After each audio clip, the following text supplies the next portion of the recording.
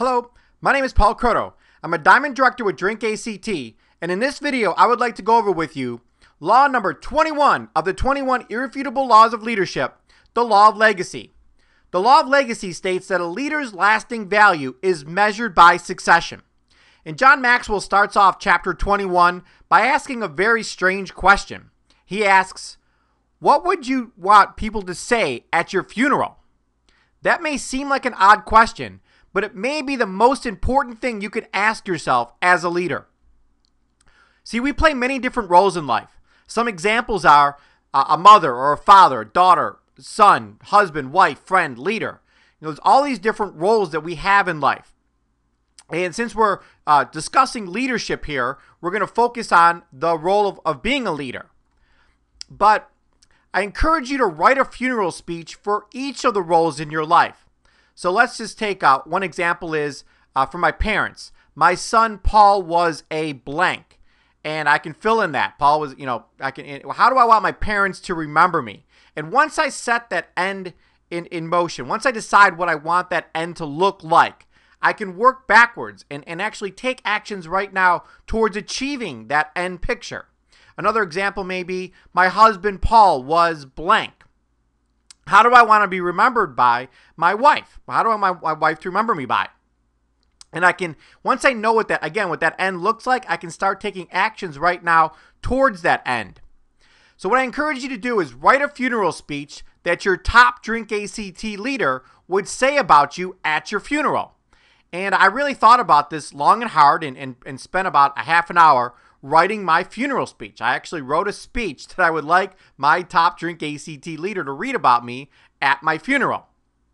And it goes like this.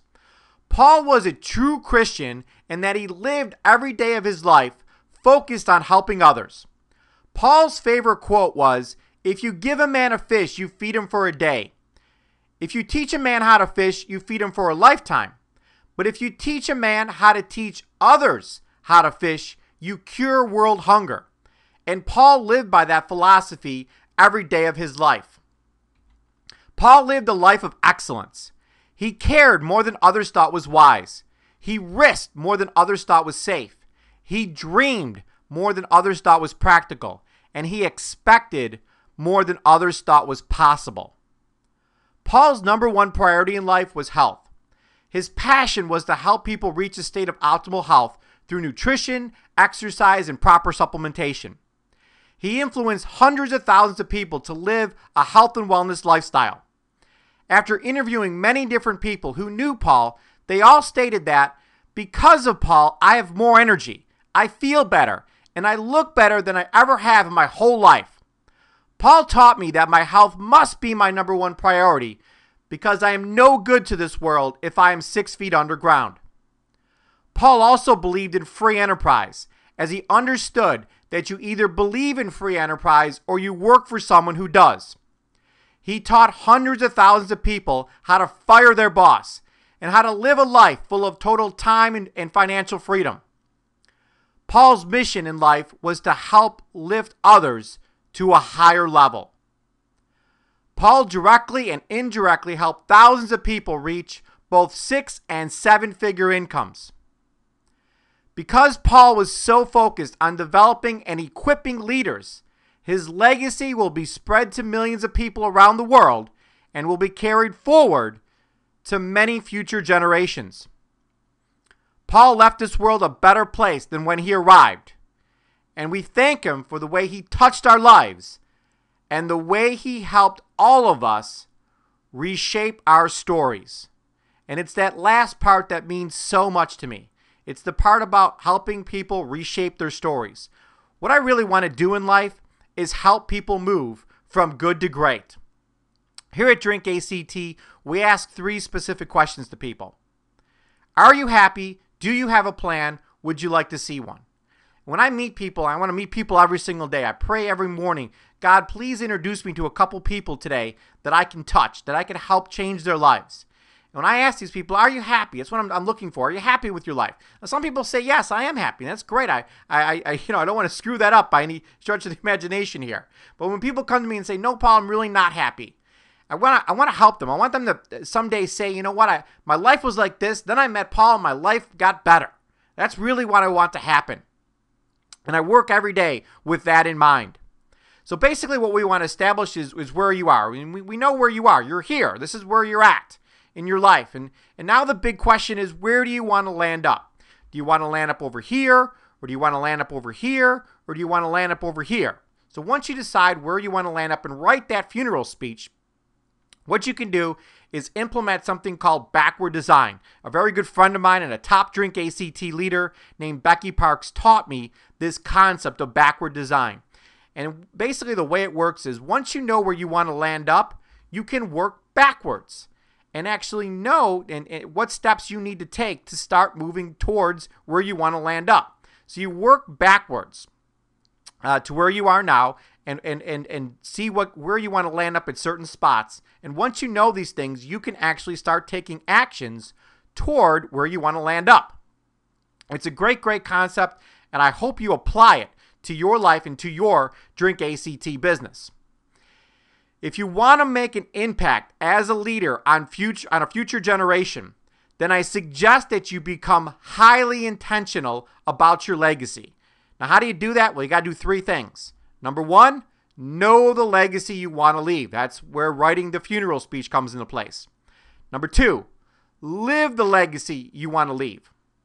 And the way you do that is, again, knowing where you want to land up and then living every day and taking actions toward that end that you want to accomplish.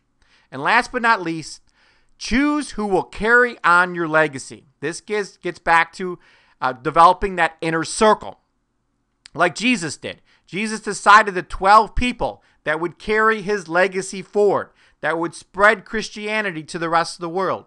You must do the same thing. You must choose the people that you want to surround yourself with and choose the people who will carry your legacy forward. A legacy is created only when a person puts his organization into the position to do great things without him. And this might sound crazy, but really one of the ways, or a great way to measure your legacy, is to see what your paycheck is after you're dead. If your paycheck continues to go up after you die, that means you put your organization into the position to do great things without you. So your paycheck was good, and it kept on, and once you passed away, it got better and better and better and better because the things you taught your team, the time you invested in them, you put them in a great position to move forward. Our ability as leaders will not be measured by the buildings we built, the institutions we established, or what our team accomplished during our tenure. You and I will be judged by how well the people we invested in carry on after we are gone. Wow, what a powerful statement that is. You and I will be judged by how well the people we invested in carry on after we are gone. In the end, we will be judged according to the law of legacy. A leader's lasting value is measured by succession. May you and I live and lead according to that standard. Again, my name is Paul Kroto. I so dearly thank you for taking this 21-week journey with me towards becoming a better leader. I hope you remember me for the value I added to your life.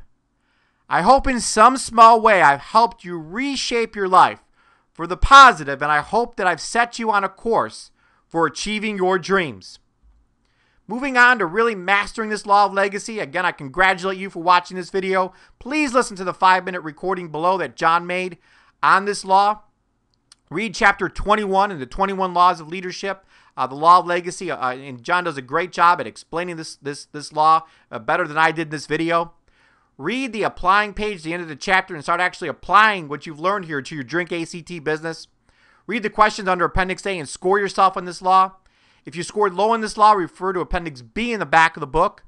Meet either one-on-one with your upline or in a small group to discuss this law further. And I really encourage you to write that funeral speech. And if you would, please email me a copy of it so I can help you live your dreams and accomplish the life that you really want to live.